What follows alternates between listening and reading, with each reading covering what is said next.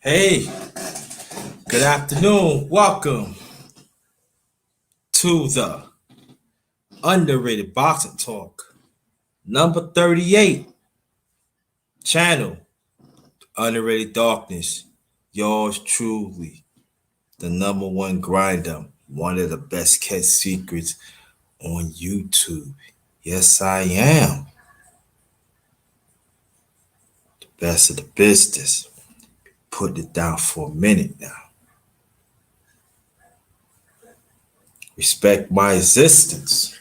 Yeah, yeah, we're going to read this off. Then we're going to hit this intro. And we're going to get this going. Come and join real conversation with the number one grinder, us as the righteous ones. Individually, let's make a change within ourselves and genuine. Being there for each other. We got. Bruce goes, look at your email. The link is coming to they go take you right straight to the panel after I play this intro. Let me take this off. Yeah, that's right. TS Boxing. Okay, no problem.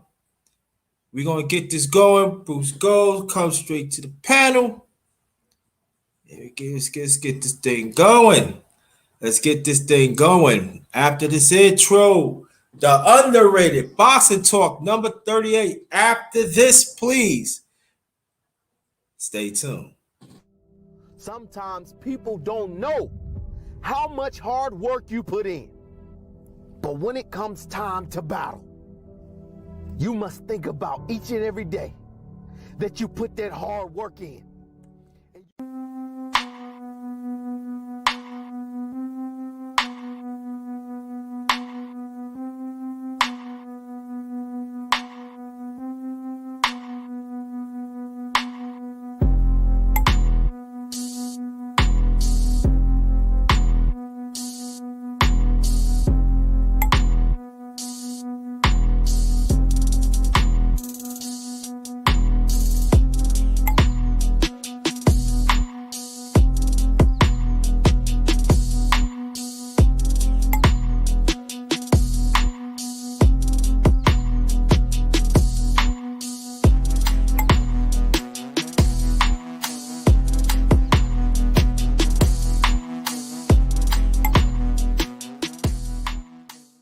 What happened? Why don't you play anymore?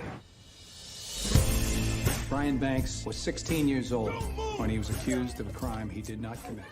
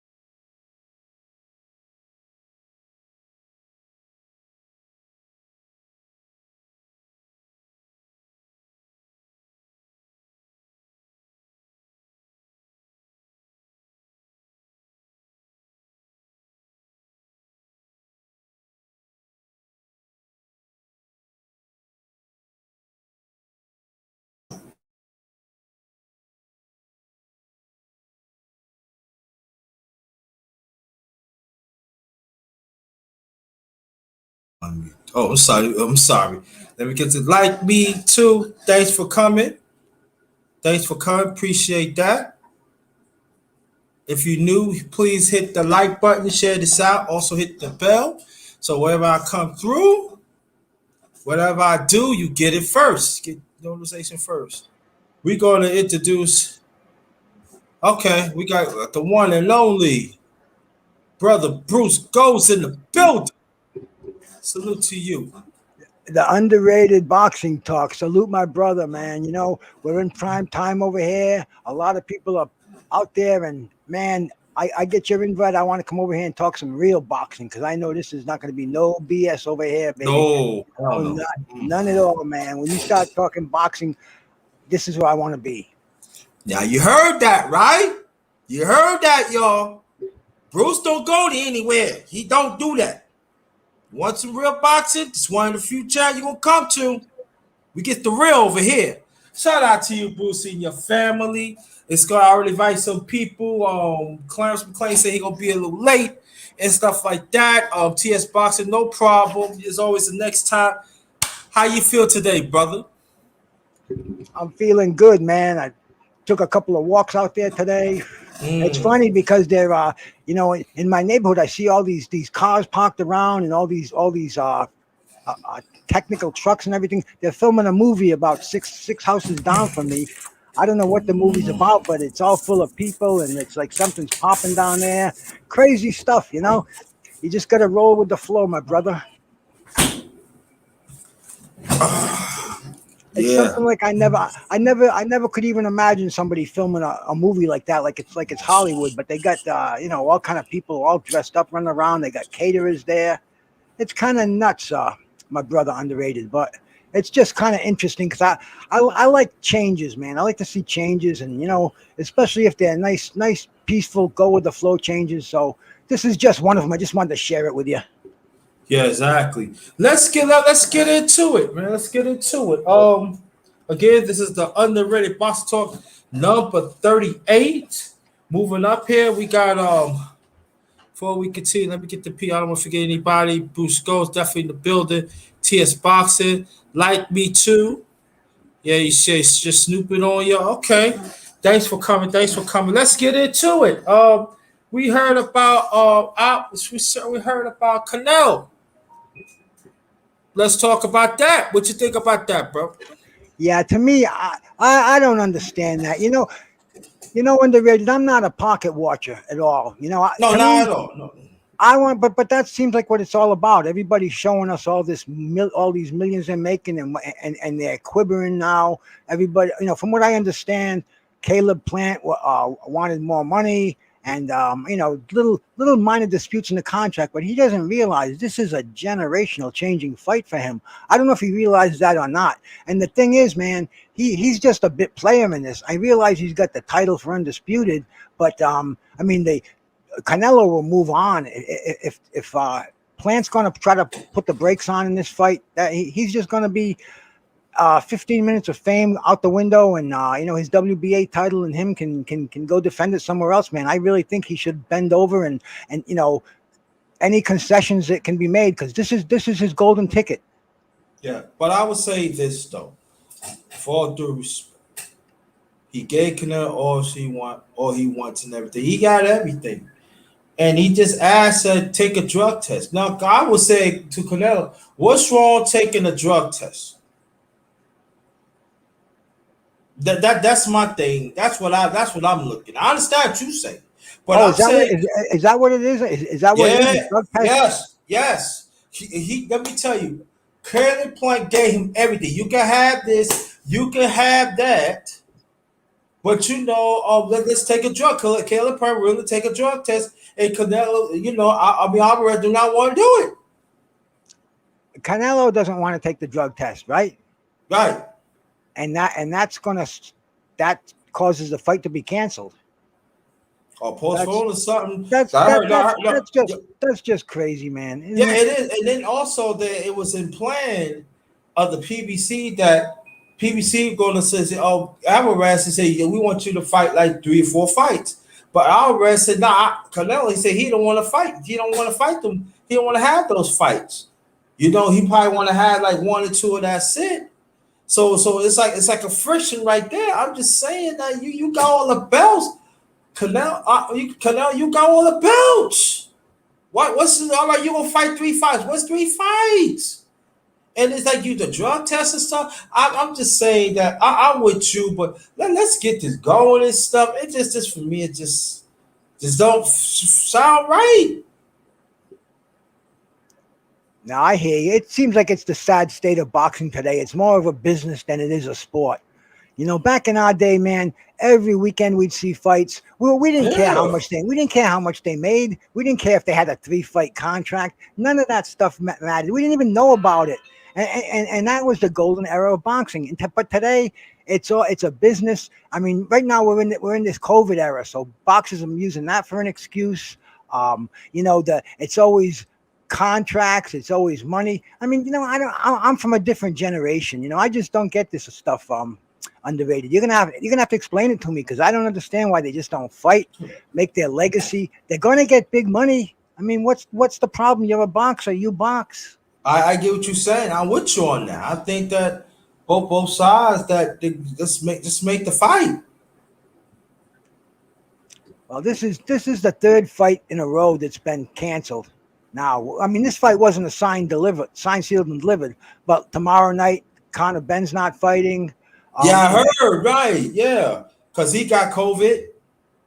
Yeah, and then in the heavyweight fight, it's a different. It's the one on Fox. Who is it? Let me just take a quick look back and see who it is. 'Cause I'm forgetting the names. It's up and coming heavyweight, and it is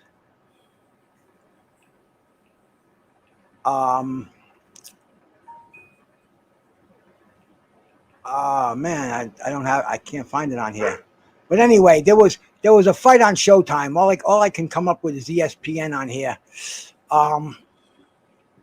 And it was a heavyweight fight, up and coming fighters, but it was Michael Coffey.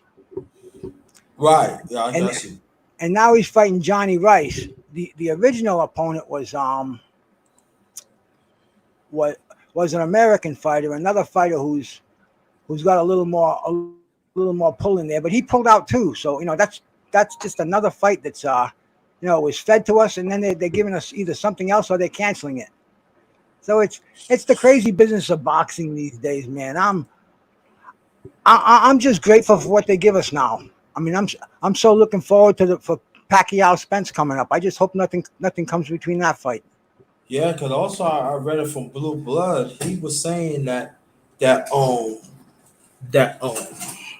Spence is practicing in the bubble while Pacquiao is out here practicing on outside, be around people, and he should be practicing in the bubble so he will not catch anything and stuff. And he said that fight might be in jeopardy because he outside mingling with the people while Spence. Shout out to Blue Blood Sports TV. Shout out to you. And while Pacquiao he's out there in the open. You know stuff is going on here. You gotta take precaution. Now you're putting that fight in jeopardy. Balance that, big man. Yeah, boxing seems like it's anything but boxing today.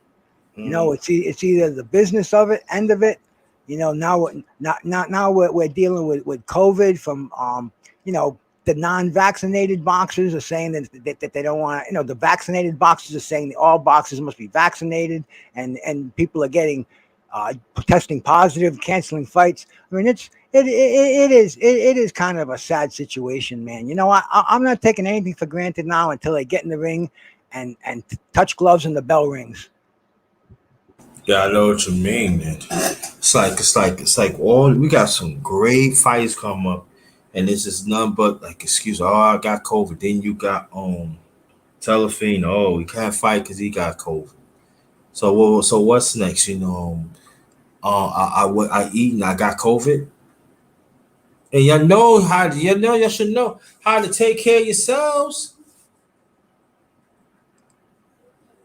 And that's really missing out of this too. As you know, brother, back in the days, the boxers, they didn't have all these facilities, all this stuff that they have right now, but they took care of themselves. They was fit all year round. They fight. Yeah, it's a whole different breed of boxers today. We could do a whole show on that, but it's just we want to see the fights. I personally, as a fan, I really don't care how much money they make, and I don't want to hear about the contract disputes.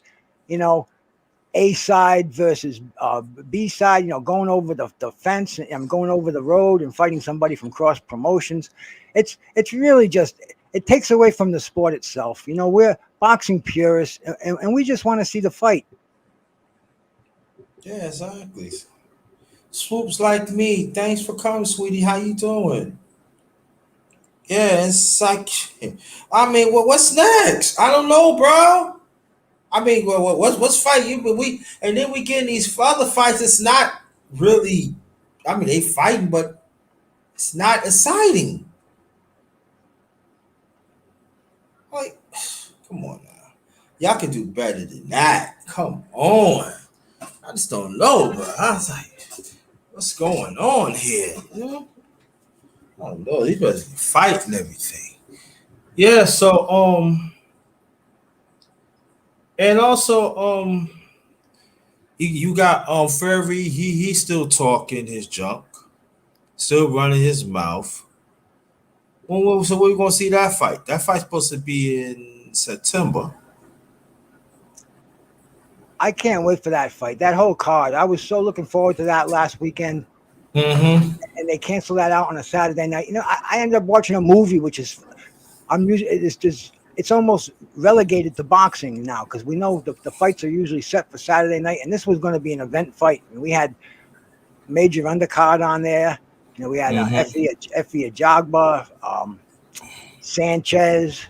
We had Kawanaki and the Helenas rematch.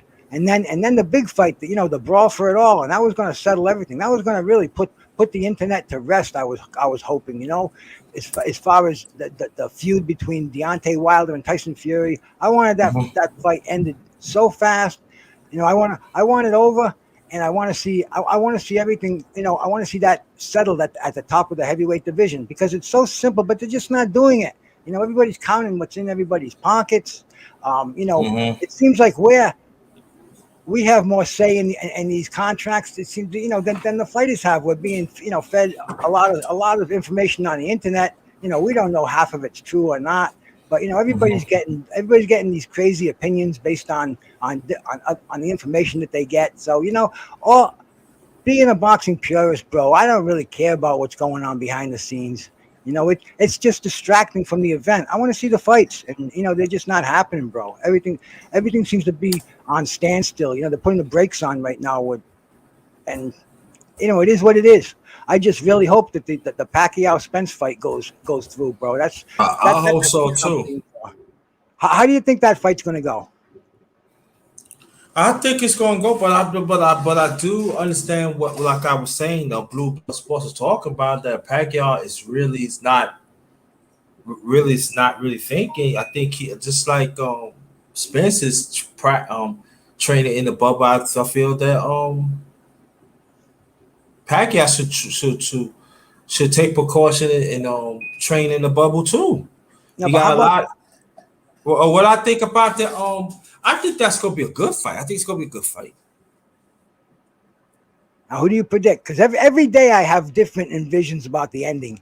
I mean, I was leaning towards Pacquiao, but the more I think about it, I'm thinking Pacquiao is going to give him a hell of a fight. I think it's going to be close fight. For the first 7 or 8 rounds, Spence might even be behind by 2 or 3 rounds. The Pac-Tods might even say it's a shutout. But then I think Spencer's going to show what he's made out of. I think his youth, his size, and his strength are going to come into play. And he's just going to go forward. He's just going to be hitting the body and jabbing. And, at the end, I think they're both going to have black eyes. They might piss blood, but it's going to be a great fight. I see Pacquiao going off, not winning the fight, but nobody asking anything more from him. And I see Spence as becoming as taking whatever titles are at stake, and then unifying, the whole welterweight baloney with Bud Crawford, because that's the fight we ultimately want to see. I mean, everything else here is great appetizers, man. Crawford and freaking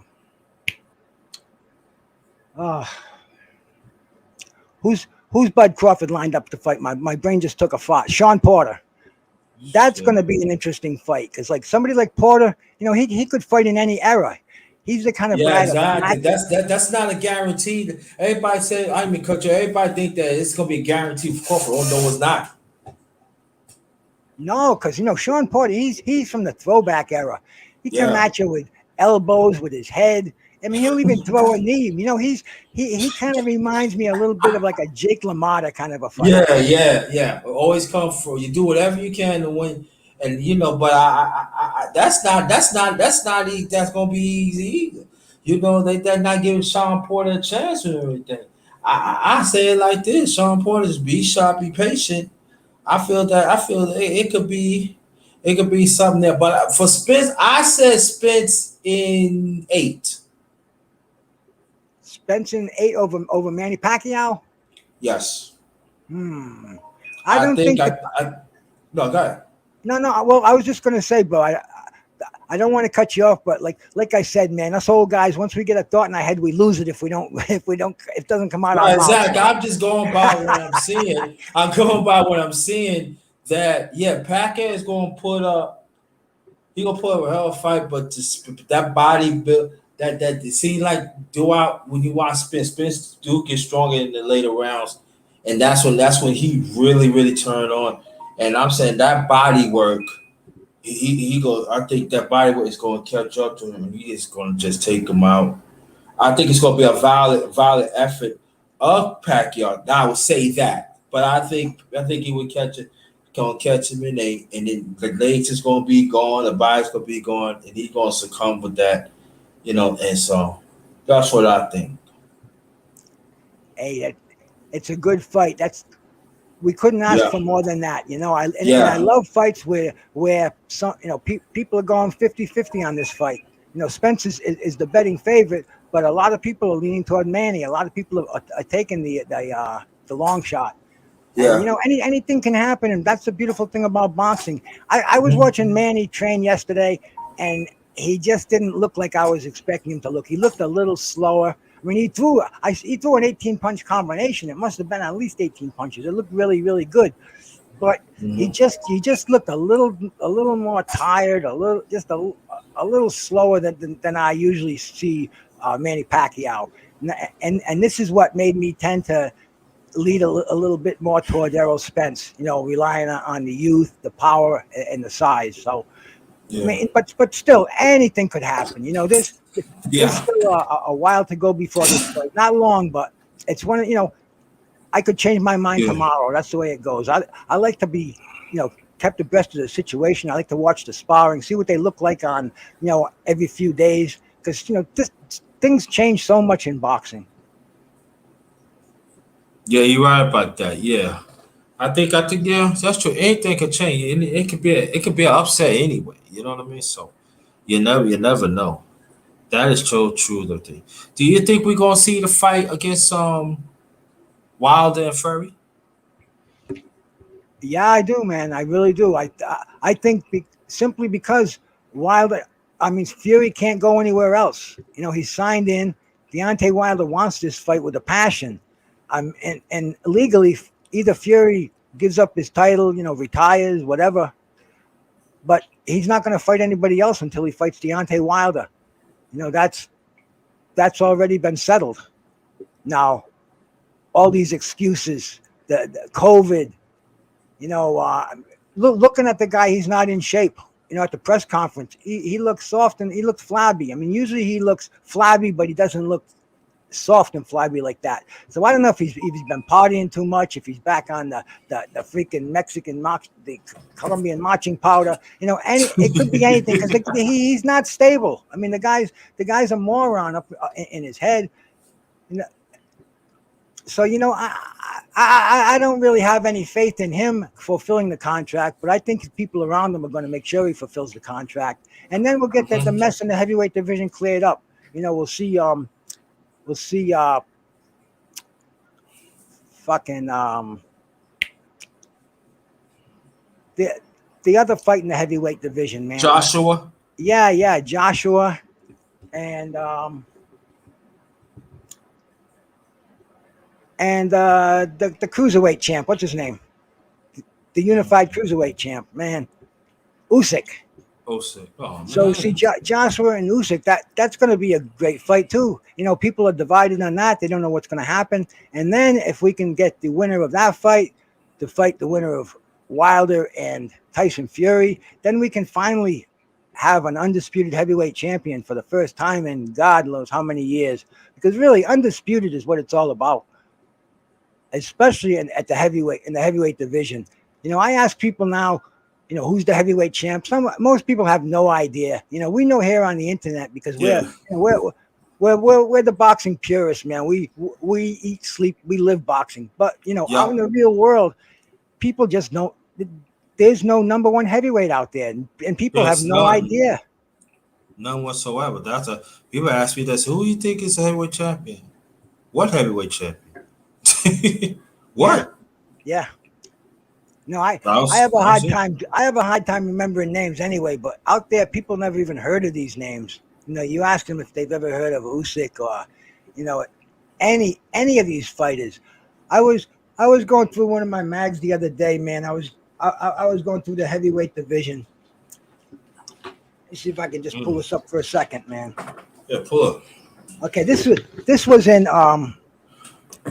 this was in November in 1991. Listen to the heavyweight rankings in here. You got Evander Holyfield as the champ. Then you got Mike Tyson, Riddick Bowe, Ray Mercer, Razor Ruddock, George Uh huh. Foreman, Tim Uh huh. Witherspoon, Lennox Lewis, Tony Tucker, Buster Douglas, and Francisco Damiani. And those are just the top. Wow. Those are just the top 10. Imagine having a top 10 heavyweight division like that today. I mean, even the bottom 10. You got Smoking Burt Cooper, Carl the Truth Williams, Tony Tubbs, Larry Holmes, Alex Garcia, Corey Sanders. I mean, that is the golden age of the heavyweights. You can't. Yup. Nobody can tell me that wasn't. And that was 1991. So today we know 4 or 5 heavyweights, and then we really have to dig into the back of our minds or look into Box Rec or something like that to find any other ones, which to me is really a sad, sad state for boxing. That's why I'm so spoiled, brother. You know, Yeah. underrated. When I grew up, there were fights every. You know, I hate to keep dwelling on this, but No, when no, I no. Go ahead and talk about it because I well, want to bring it up too. Yeah, go ahead, go ahead. yeah, man, I come from a spoiled era. When I was going through boxing, there were fights on every weekend on free TV, you know, Wide World of Sports and CBS and NBC. And I'm talking about championship fights that would be pay-per-view fights today. And they were on like sometimes 2 of them on a Saturday afternoon. And then, you know, cable came in. We got the Friday night fights, the Tuesday night fights, and HBO started with the HBO fights and HBO After Dark. I mean, there was a real plethora of extremely talented fighters fighting each other, and today they all have apps. They're all fighting for you know, one promotion where they won't cross promotions, and you know it really is ridiculous. I don't understand what boxing is heading into. I know a lot of these historians, they talk about the alpha male and the beta male man. And at first, I used to just blow that off, but the more I think about it, I really can see it as the alpha male is dead out there. I can't think of any fighters who are alpha males, man. Nah, I don't think that oh, man, it's crazy. Yeah, it just for me, it's like it's fight, man. I'm like, you know, people say, "What you mean? Just fight." You know what I mean? Fighters back then, you know what I'm talking about. They ain't had no money, but they fought. To feed their family, they fight. Competition was you know, fighters back then, you know, they fought like 8 to 9 times a week. Yes, sir. And you know, that's the generation that I grew up in, and you know, it is really tough to accept what they're feeding us today. I know when I started boxing on this channel last year, I'm talking about the boxing platform last year. I've been talking about boxing before that, but the really was and everything. What I find out is the attitude of today's boxing fan than yesteryear. You hear what I'm saying? It's like a Oh, three. a It's hundred like a percent. 365 turnaround. I'm like, I'll be looking like, what? What is you talking about? Do you know what I'm saying? Like, cause see, back then when we was coming up, you know, Bruce, like you, how old are you? You're my ass. Hello? Yeah. How No. old are you? How old are you again? You're my ass. Oh, no problem, bro. I'm 66 years old. Okay, you're 66, not 55. So we like within, so we in the same bracket here. I remember that when we come up, we know the ins and outs of boxing. It was a great conversation of boxing. Sometimes we battle at different degrees of boxing. We know the fighters, we know the errors, we know the inchangeables. You know what I'm saying? Of the other of the Yeah, of the punching styles. and Yeah. rolls and stuff, you know, footwork and everything, the eating, the condition and stuff, you know, the offense and the defense, the fundamentals and stuff. You see the eyes. You know what I mean? We learn from that. I hear you, bro. You know, today I think a lot of these fans are just too emotionally involved with these fighters. I Yeah. think they know. I think they know more about the fighters and their personal lives than they know about their ring career. You know, and their ring history. And you Right, know, man. Like, it's like I said, bro. It's a whole different world. I'm trying to get used to it. I'm trying yeah. to roll with the punches today. But I come from that generation, man. Like you said, we can have disagreements. We can sit there for hours, and we can talk about their styles and their footwork and what style is going to win and which fights we want, without any hate whatsoever, man. Pure boxing, one love, bro. But you know, I'm afraid to get in some of these chat rooms and express my opinion because people take it so personally when I'm Yeah. not for their fighter. And Yeah, cause it's crazy. You right because one time I forgot to tell you, brother, but I forgot to tell you on the last boxing live I did. I was in this boxing thing. I was in this boxing chat, and they actually said, "Who do you think that is don't get enough credit?" I said, "One of my fighters is Thomas Hearns." Why do you say Thomas Hearns? He unified 6 titles. What you think? Later in his career, he unified about 4. I said, so they said, so you think he better than Sugar Ray Leonard? So I broke it down. Sugar Ray Leonard of a first part of the career, Sugar Ray Leonard had it better than Thomas Hearns. But the second part of the career, Hearns unified more titles than Sugar Ray Leonard. These are facts. Oh, you don't know what you're talking about already. You know, you think you don't know nothing. Okay, look it up. I hear you, brother, man. You know what I say to these people? I use a line from Roger Mayweather, and I just say, "You don't know shit about boxing." And man, I can't argue with people who talk like that. You know, who haven't seen these fighters and haven't who can't. I mean, bro, you're just telling me these guys who you're talking about, they're going to put today's fighters above the fighters of yesteryear simply because they haven't seen the fighters of yesteryear. Even like Thomas Hearns, man, so much respect, and Sugar Ray Leonard and Sugar Ray Robinson. You know, there's so much history out there. Oh, wait a minute. Hey, can you hang on? I got to take this call for 1 second. Okay. Yeah, so mute your mic. Yeah. Yeah, but go back what he was saying is Okay. Okay. All right. Thank you so much. I'm just in the middle of something. I appreciate that. I got to run. Okay. Love you. it's crazy. It is, man. Okay, man. Sorry about that. That's how it is crazy. And then when you name fighters back then, right? So you know what I think, Bruce? I made up something. I said it before. I think you know what I think? I think these fans just go back 30, 40 years and that's it. That call that the mic. They don't go, I mean, they go back, no, not 30, 40 years. They go back 25 years and that's it. They don't go beyond that, bro. I believe that. And the thing is, you don't have to be old because there's so much available, even on YouTube, Yeah. so much in books and magazines, things that you can read. Um, and you can follow and you can really appreciate the era, even the era with the Thomas Hearns era, man. That was so exciting. Thomas Hearns and Marvin Hagler.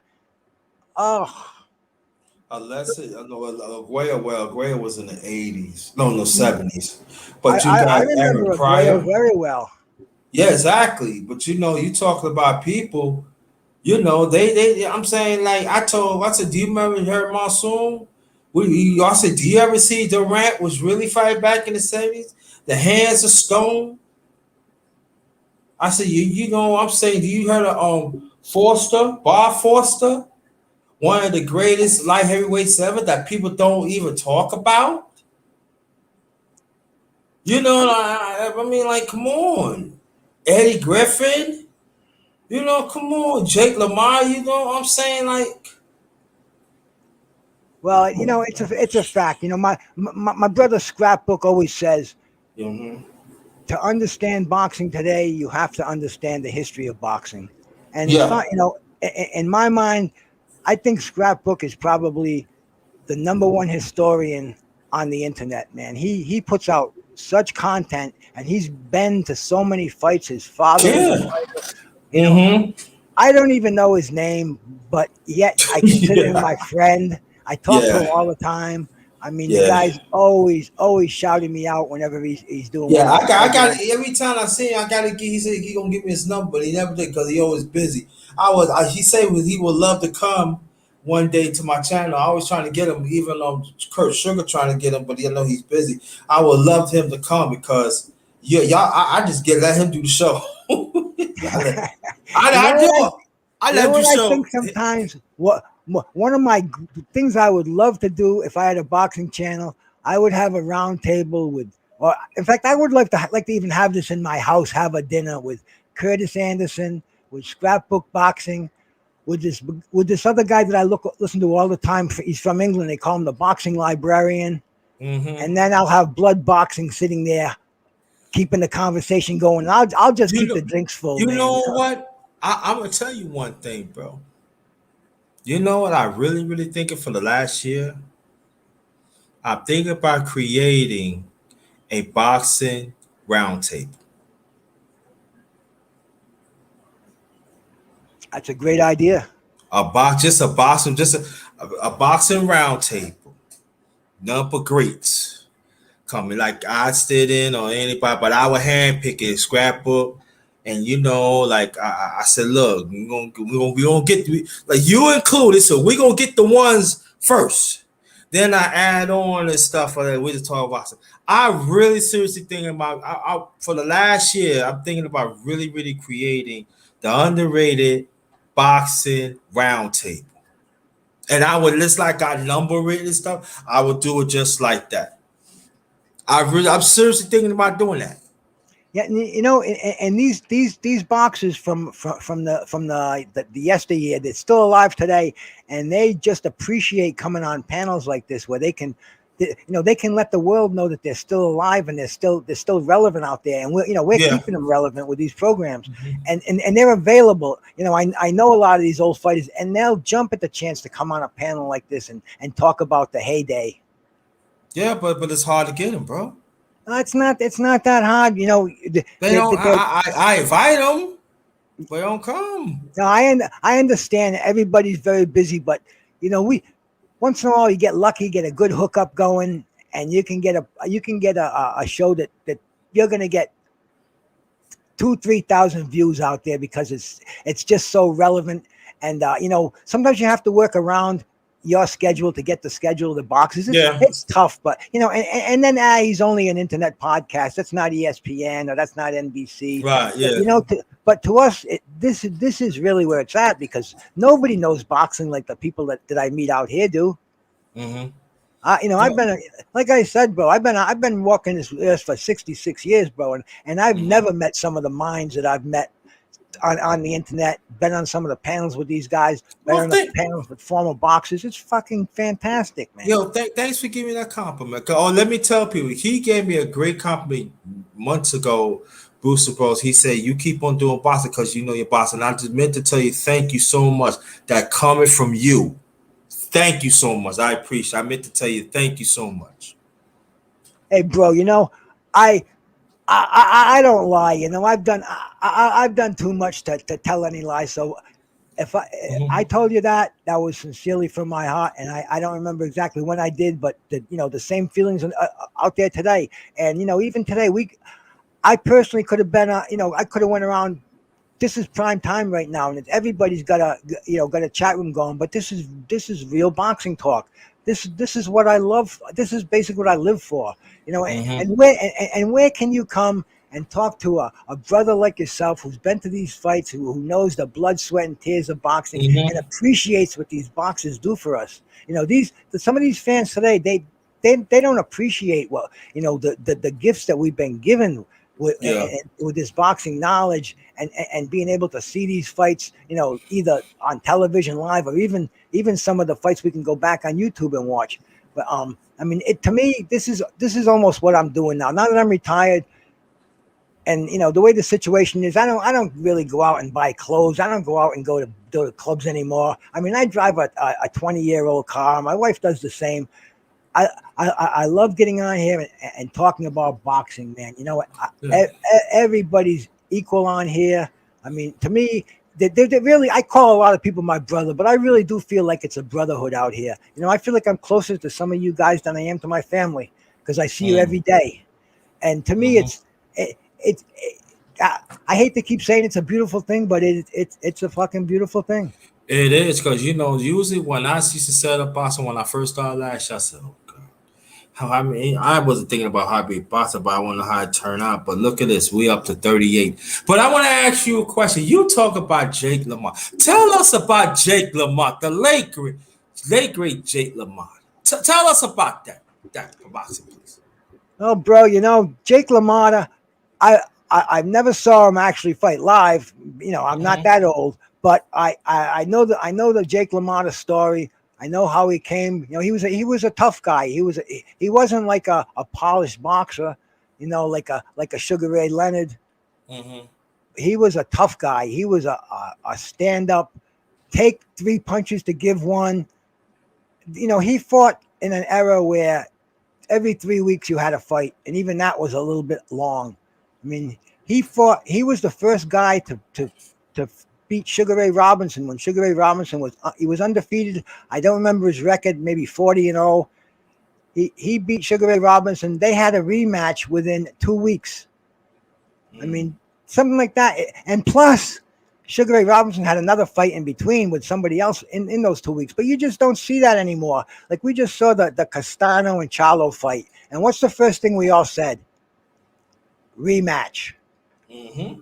But yet they're dangling that in front of our face. They're talking about Castano going to Australia, fighting Costa Zoo. Charlo's talking about going in a different direction. We I want to know see it. a rematch. That was a good fight. Everybody Yeah. said that Charlo wasn't 100%. I know Castano wasn't. I've seen him fight before. He throws 1,000 punches per round. Because Charlo did not fight in the center ring. He didn't throw. I think he threw 2 or 3 punches to the body the whole fight. I mean, this fight demands a rematch, but yet we're not seeing one. And Jake LaMotta, he ended up fighting Sugar Ray Robinson 5 times. Mm. Because this was the era of the tough guys, and LaMotta had the middleweight title. He fought everybody in the era, man. It's Yeah. he was he was the kind of a guy who would be your best friend, and then you'd be in the ring with him. If his wife looked at a boxer the wrong way, he'd want to get that boxer in the ring, and he'd want to destroy him. I mean, he was a today they would call him very chauvinist. He was married to Vicky LaMotta. I don't know if you've ever seen her before. She was Mm-hmm. beautiful. He married her as a teenager, and she kind of drove him crazy and kept him in line at the same time. He had fights with his brother. His brother was his original trainer and manager, and they had a falling out. They didn't speak to each other for years. I mean, the man has a very sad ending where he fought longer than he should have. He was arrested for he owned a bar in Florida, and he served underage girls, so he was arrested for some kind of statutory rape thing. I mean, it was Mm-hmm. it was a crazy ending. He tried to sell his middleweight title belt, And the story goes he tried to knock the jewels out of it to pawn those, thinking that that wasn't worth more than the belt was. And when he went to the pawn shop, the guy said, "Well, where's the belt?" And he said, "Well, I smashed the belt and I knocked these." You should have brought the belt in first. So I mean, that's the way the life of Jake LaMotta went. Fortunately, he lived a good long life. He was respected by the boxing world. He did a lot of speaking towards the end. He was always in demand because he was fast on the microphone. Didn't hold back his opinions. He was a New York Italian through and through, Chicago Italian, but then he transplanted to New York. But I mean, Jake LaMotta, you could go on forever about that guy. And today, the closest fighter I really see to Jake LaMotta, there aren't too many. I mean, it's only a shadow of him. But I'm going to say Sean Porter. Just by the way he fights. But that's kind of what I can tell you about Jake LaMotta right now without having to do any scratching in the back of the brain, bro. That's true. What about Archie Mongoose Moore? Archie Moore. Man, you really put. I'm not the historian, man. But you put me in the spot. But I know Archie Moore. He had a long career. The Mongoose. He used to have that Philly shell, the cross arm, the crab defense. Yeah. Mm-hmm. He perfected that way where he'd catch your punches, and nail you back. And he had a tremendous knockout ratio too. He floored Rocky Marciano in one of his attempts for the heavyweight title. Remember that? Yep. Yeah. It was a vacant title. It was the title that Sonny Liston No, it wasn't Sonny Liston. It was who the hell vacated the title? Might have been Joe Lewis's vacated title. I think it was, and it was Marciano and Archie Moore that fought for the vacated title. Archie Moore knocked down Marciano at least once in the fight, but Rocky was a tough guy. 49-0. Everybody can say what they want about him, but to be a heavyweight and have a record of 49-0, I mean, you had to have some major talent, and he was as tough as nails from what I understand. But man, all those golden era fighters. You know what I really liked? I really liked when Mike Tyson came on the scene, man. That was exciting. He took a heavyweight division that was practically asleep and turned it upside down. Single-handedly unified the heavyweight title from 3 different belt holders. They had that fight with Michael Spinks where Spinks just froze like a deer in the headlights. And man, that was the heyday of Mike Tyson. Nobody could touch Mike Tyson in those 3 years from like 86 to 89. What'd you think of Mike Tyson back in those days? Oh, when he's with Gus? No. This is like 96 when he fought his first title. Gus had died, and he fought Trevor Berbick. You talking about 86? Yeah. November of 86, I believe it was. October. Oh man, he was no joke. Casamano, well, man, he was like bang bang. It was like you buy your ticket, like that's it. Yeah, that's it. Oh, man, he had some memorable fights, man, in Atlantic City and stuff. Yeah, he was no joke that day. He fought Larry. He knocked out Larry Holmes and knocked out Michael Spinks along the way. He became undisputed heavyweight champion. And, he just a good day. I think with the loss of Casamado, I think that hurts him. And plus, he was around bad people. Exactly. When Casamado had a plan for Mike Tyson, he had Jimmy Jacobs and Casamado. Jimmy Jacobs was like a father to Mike Tyson after Casamado died. And Jimmy Jacobs was a world championship handball player too, but he ended up with leukemia, and he died, and that threw Tyson's life in turmoil. Jimmy Jacobs, right. Mm-hmm. And he was as close to a father as Mike Tyson had. Casamado brought him onto the scene to map Mike Tyson's career, to make sure he stayed on a straight and narrow, because Cus was old. He knew he wasn't going to be around long. Right. But see, what happened to Jimmy Jacobs was he ended up coming down with leukemia, and he died. And within days, Don King was in there trying to talk to Tyson, get him on his side. He had Robin Givens and her mother there. It was a mad scene in boxing. Mike Tyson was a 22-year-old, 23-year-old kid, and he was being pulled in every direction. I mean, it's no wonder he went nuts and lost all his money and everything else.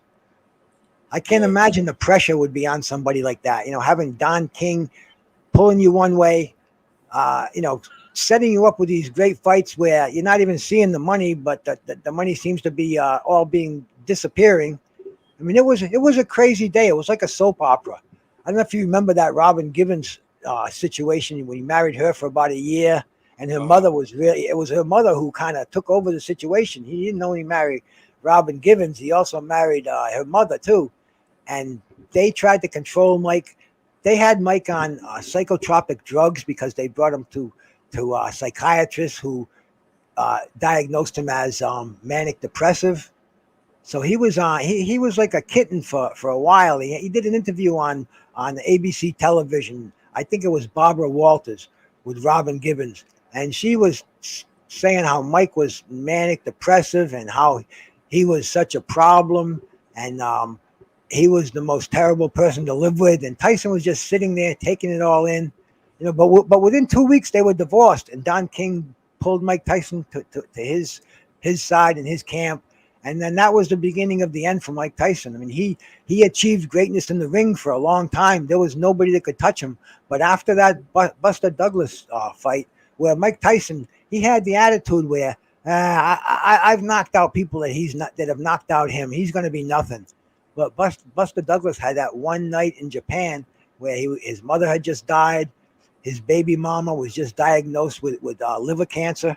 So he was in there for a cause. I mean, nobody was going to beat Buster Douglas that night, and that was a history-making night. You remember watching that, brother?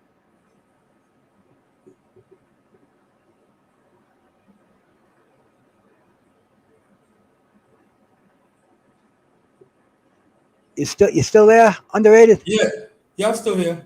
All right, man. Now I was just having this nice little flashback about Mike Tyson when.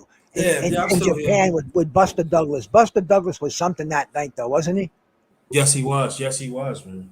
He was on a mission too. He lost his moms and everything. And you remember Tyson caught him with the uppercut, and he hit his gloves on the floor like man. But he got him, caught his composure, and he fought strong, and then he beat Mike Tyson. Exactly. And see that was another thing. They said it was a fast count, that he was down for the count of 10. To me, when you get knocked down, it's not by the clock, it's by the referee who gets the count from the timekeeper. And if he's off a second, so be it, man. You have 10 seconds to get up, and if you're not totally hurt and out on your feet, I think the fight should continue, even if you didn't quite make it, at the exact 10 count. You know what I'm saying, man? Yeah. I think a knockout you should be in no condition to fight again. So, Buster Douglas, like you said, he smacked his gloves on the ground. He was mad that he got hit by that uppercut. And he came right, he even looked at the referee and he watched the referee's count. But Don King is saying, no, the timekeeper counted to 10 and you didn't get up. And there was about 2 weeks of controversy where the WBC didn't give Buster Douglas the belt. And then finally, Don King said, yeah, forget this. This is just not worth it. Tyson's not going to get the title back again. And even if he does, it'll be a tarnished title. And then it'll be splintered too, because the IBF and the WBA have their own rules. The WBO wasn't even a part of the equation back then. But it was a crazy time, man. That's all I can say. It was beautiful and it was crazy at the same time. I loved it, and I would love to see fighting today just go back to that schedule of the best fighting the best again, where we don't have to wait 6 months or a year between fights, and we don't have to go find an app and pay $89.95 to watch a fight that has one main event and an undercard that fighters that nobody's ever heard of except the real diehard boxing fan. And I'm not quite there yet. Mm-hmm. Yeah, I remember I used to watch George Foreman when he fought at 68 Olympics and stuff. How his got a second chance and fight for the title. Yeah. Oh, That's a great name right there, man. I love George Foreman. I love watching him, come through his first era, and he was a monster until he fought Muhammad Ali. Nobody could touch George Foreman. Everybody, he was a boogeyman. He was the heavyweight champ, so you couldn't get around him. But nobody wanted to go in the ring with George Foreman. I felt sorry for Muhammad Ali. I thought Ali was going to get hurt until around the fourth or fifth round, when I could see that Ali had it all mentally taken care of, and his body was in such good shape to absorb those body punches, and he was using his elbows and his forearms, but still Foreman was unloading everything but the kitchen sink. And even in that fight, Ali was a talker. The referee had to tell Ali to shut up, but there's really no rule that says a boxer can't talk to the other boxer, and Ali made real good use of that. He would talk to George Foreman. He'd say, "Come on, George, is that all you got, man? I heard you were a bad puncher, George." And George hit him with his best punch. I think it might have been the fifth round. And Ali said, "Is that all you got, George? Is that all you got?" And George Foreman said, "Yeah, that's all I got, man." And he knew right there that the fight was over. And George Foreman gives Ali the high praise for that fight. I don't think Ali had a bigger fan the day that he died from George Foreman. And then when George Foreman, after the fight, he fought in this, it was kind of a circus. He took on 5 heavyweight boxers. They were, maybe a bottom 20 fringe contenders, if that. And it was on Wide World of Sports. He went 3 rounds with all of these fighters, to prove that he had the stamina to go 15 rounds. He was trying to get a rematch with Ali. And it was a circus, basically it was a circus, but it was entertainment. And then he went and fought Jimmy Young. Now, Jimmy Young, he was a talented fighter. He was like a defensive wizard. He was Pernell Whitaker, Wilfred Benitez kind of a fighter.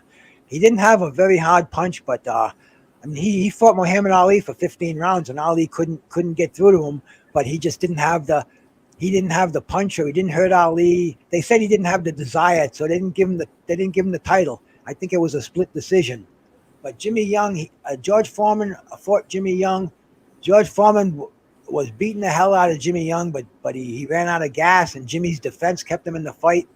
And Jimmy Young put George Foreman down in the last round, and he won a unanimous decision.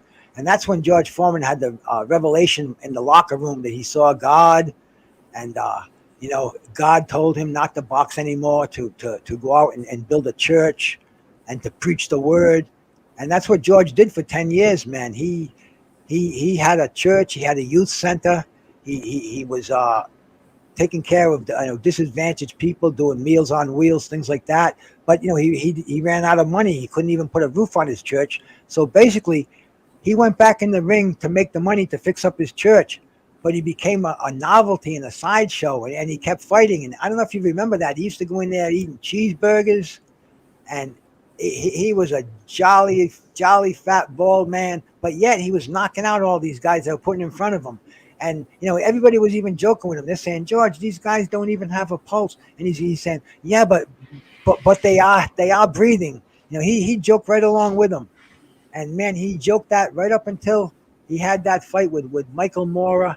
And man, I was sitting in my living room, and when I saw George land that right hand, I jumped off my chair so high, because that was already when George had fought Evander Holyfield, went 12 tough rounds, and he had fought a lot of the top contenders. So he was showing his age, and Michael Mora was picking George to pieces in that fight. But then George said he had planned that fight, and he was working Mora the whole fight. And Michael Mora says no, he wasn't. He got lucky with one punch. But man, what a punch it was! It seemed to come out of nowhere. One of those short right hands.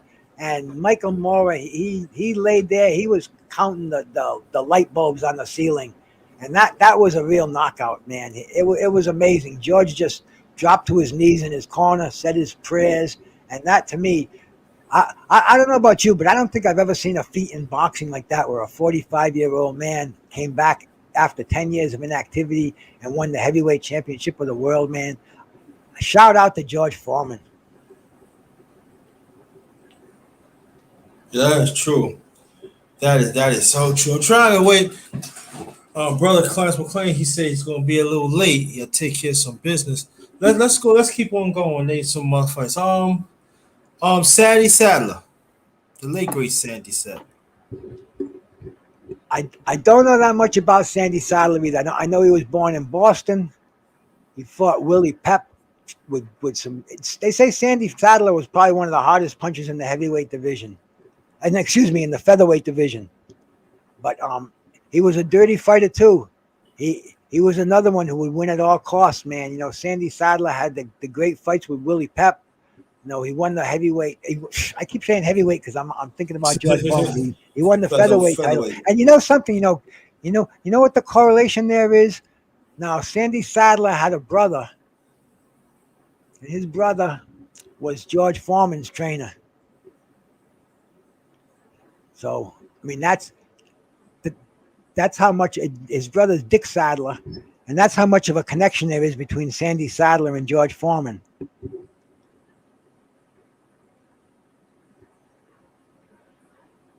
Yeah, that's true. Now let me see. Go ahead. No, I was going to say the featherweight division. The era that I liked was the Salvador Sanchez era. To me, that was when I was totally involved with the heavyweight with the featherweight division, because Sanchez, he came out of nowhere. He beat Danny Little Red Lopez, who was one of those guys who had a right hand like Deontay Wilder, who would be knocked down in fights. He looked like he was behind, and he would just come from nowhere with a right hand, take your head off. And he was a star of Saturday afternoon boxing. And then Salvador Sanchez seemed to come out of nowhere, and he did what other guys were doing to Danny Little Red Lopez, but Danny Little Red Lopez wasn't coming back. He didn't have that big right hand finisher with Salvador Sanchez. And I'm saying, wow, look at this guy. I mean, he's not even breathing hard. He's unloading these 5-piece combinations. He's turning Danny Little Red Lopez's face into a hamburger. I mean, this is a tough kid. And you know, after that, we saw all the great fights that he had. You know, he had the fights with the professor, Azuma Nelson, and you know, he had the fights with Rocky Lockridge and with Juan Laporte. I mean, it was a great time to be a featherweight. And then he had that major fight with Wilfredo Gomez. And it was 3 weeks before the Sugar Ray Leonard Thomas Hearns fight. And I remember watching that fight. I didn't think, Wilfredo Gomez was a tough. He was a junior featherweight, and he was mean. He'd knock you out, then he'd spit on you. He had an attitude, man. You know, he was one of those stars of Saturday afternoon. He was a matinee star too, but, you know, for the wrong reason. He was the bad guy. He wore the black hat. And, you know, he was the favorite going in there against Salvador Sanchez. But Sanchez wiped the floor with him, man. Sanchez beat him up, broke his cheek. It was a really thorough beating. And not that Gomez didn't get a couple of those bazooka right hands of his in there, but Sanchez had his best night of all that night.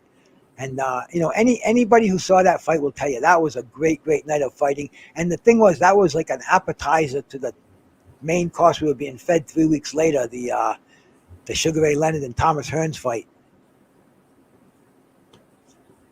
I need some water, man. I've been talking too long over here.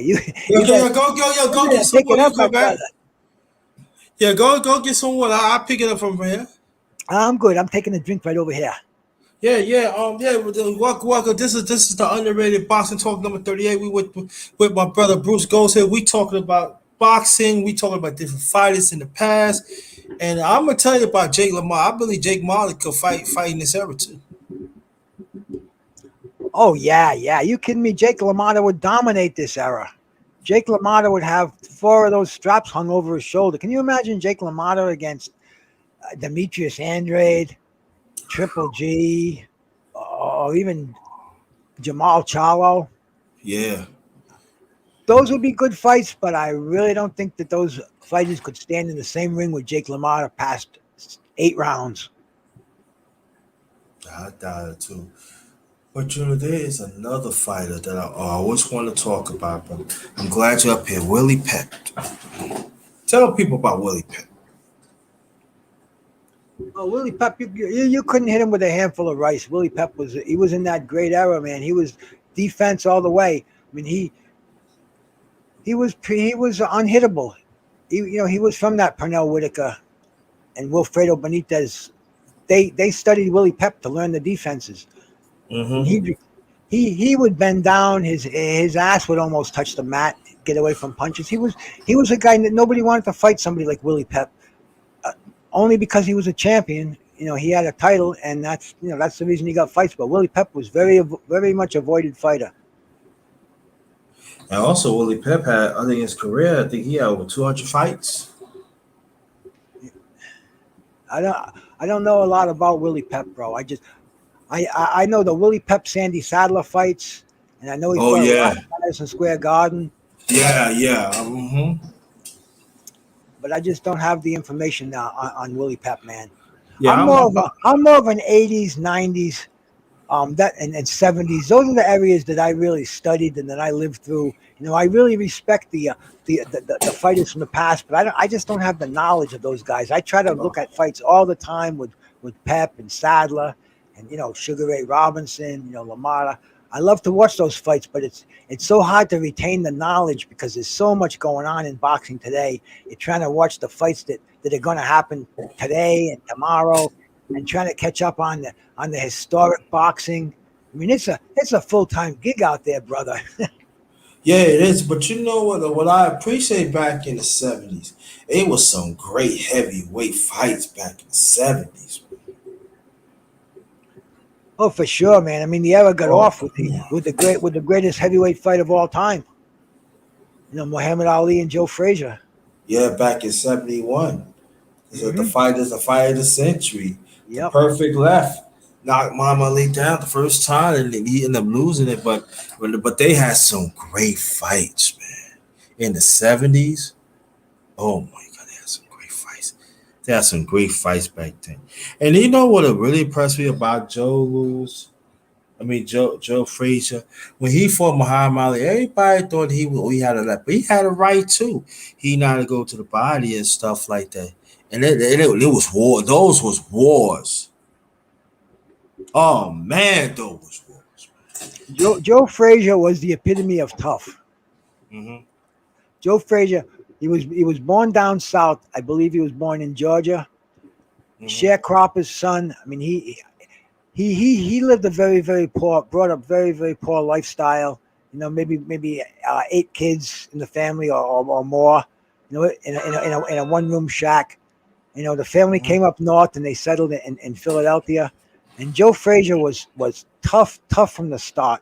I mean, Joe Frazier's when his boxing career, he went into the Olympic boxing and he was beaten in the finals by Buster Mathis. Yeah. Buster Mathis ended up uh, breaking a shoulder or something like that, so he couldn't fight. But Joe Frazier was called to replace him because he was the alternative. And Joe Frazier had a broken thumb, but he didn't tell anybody that. And he went into the Olympics. He won a gold medal with a broken thumb. Mm-hmm. He beat 3 boxers, and they don't make him tough like that anymore. When he fought Muhammad Ali, that was, I mean, well, let's go before that. He came onto the scene, and Muhammad Ali was in exile, and the heavyweight division was kind of a mess. You had the Shavers, you had the Ernie Terrells, you had the Cleveland Williams, you had the Jerry Quarries, the Oscar Bonavinas, Frida's, Floyd Pattersons. mm-hmm. So they put together a tournament, but Joe Frazier said, "I'm not going to get in that tournament. I'm better than these guys. Why should I fight somebody below me when I'm already recognized by the New York State Athletic Commission as the champion?" I'm going to let which they at the time it was called the NBA. Now it's the WBA. So this is one of the titles that Joe Frazier had to unify. Well, they had the tournament, and Jimmy Ellis came out as the WBA champion. Former Ali sparring partner. And anyway, Yeah. he had a big fight with Joe Frazier back in I think about '69. Yeah, it was '69. Yeah. And I listened to that fight on the radio. It wasn't on. It was Mm-hmm. on closed circuit television. I was too young, but I remember listening to that fight on the radio. I think that was one of the last fights that was ever broadcast on the radio. But Joe Frazier showed what he was. I mean, he knocked out Jimmy Ellis with that left hook in 4 rounds, and everybody was clamoring for Joe. I mean, Joe Frazier was going through the contenders left and right. He had great fights with Oscar Bonavina. Oscar Bonavina knocked him down twice. Joe Frazier still got up and won. Jerry Yeah. Quarry. Uh-huh. He fought again Buster Mathis, and he was cleaning up the division. And then Ali was out of exile. The Supreme Court decided that Ali was in the right all the time. He didn't, he didn't belong in jail. You know, he on the religious grounds, he had a right not to go into the army. Right. So anyway, he went back into boxing, and the only state at the time that gave him a license was Georgia. So Ali came back and he fought Jerry Quarry in his return bout. Stopped Jerry Quarry in 3 rounds. Then he fought Oscar Bonavina. He went 15 rounds. Oscar Bonavina refused to call him Muhammad Ali, so he was calling him Clay, and he was calling him Chicken. And, it was a grudge fight. But see, right after that fight, Ali had to go fight Joe Frazier because he didn't have any money. You know, he was broke. He needed them. He had to pay his entourage, his trainers. And he was desperate to fight, so he went into a fight with Joe Frazier, before he was actually ready for it. But it was what a fight that was, and what a time in history.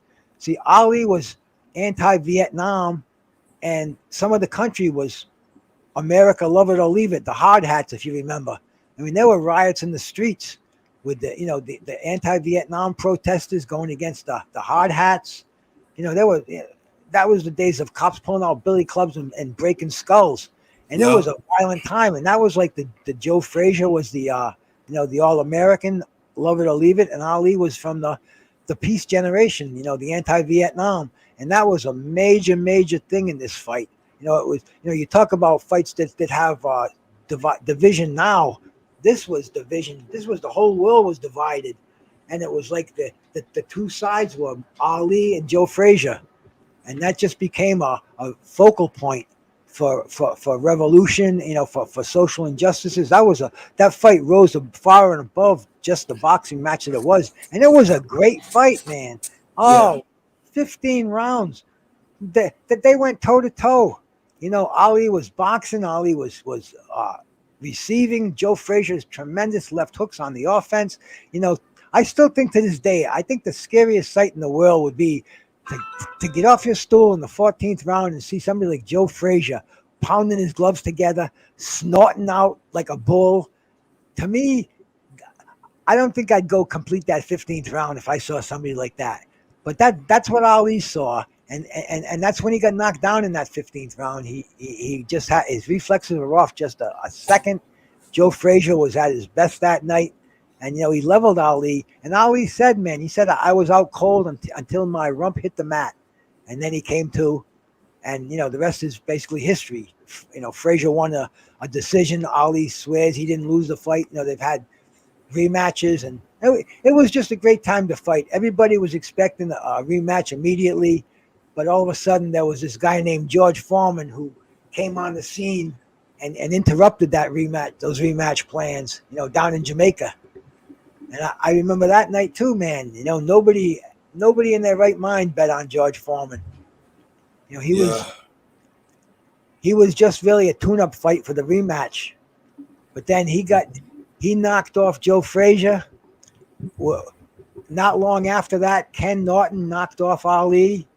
So that rematch was put on the back burner. And what did we get? We got George Foreman and Ken Norton, which we thought was going to be a great fight. But then we saw how great George Foreman was, man. He destroyed Ken Norton. Ken Norton was the kind of guy who was great against boxers. He looked great against Ali and Larry Holmes. But when it came to punches like Ernie Shavers and Jerry Quarry and George Foreman, Ken Norton showed what he's all about. He just didn't have the chin. Yeah, I remember the Thriller Finale.